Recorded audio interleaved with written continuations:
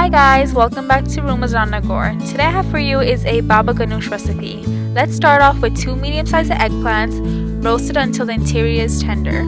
When the eggplant has cooled, scoop the flesh out and transfer it to the bowl.